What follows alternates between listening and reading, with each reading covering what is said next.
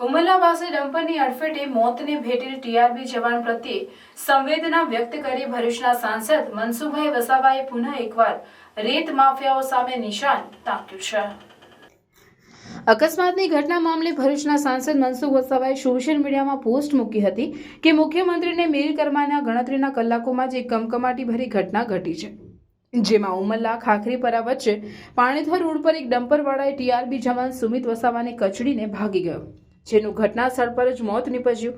આ ઘટના રેત માફિયાઓ બેફામ રીતે ડમ્પર ચલાવવાના કારણે બની છે। આવી અનેક ઘટનાઓ અવારનવાર ઘટે છે, જેના કારણે જ હું આવા ગેરકાયદેસર થતા કામો સામે મારો અવાજ ઉઠાવું છું। જે લોકોને આવા ગેરકાયદેસર થતા કામોની ચિંતા નથી, એ લોકો પણ આની ચિંતા કરે અને આ રેત માફિયાઓના પાપનો ભોગ સામાન્ય માણસ ન બને એ માટે અવાજ ઉઠાવવો ખૂબ જરૂરી છે। ટીઆરબી જવાન સ્વર્ગીય સુમિત વસાવાને હું ભાવપૂર્ણ શ્રદ્ધાંજલિ અર્પણ કરું છું।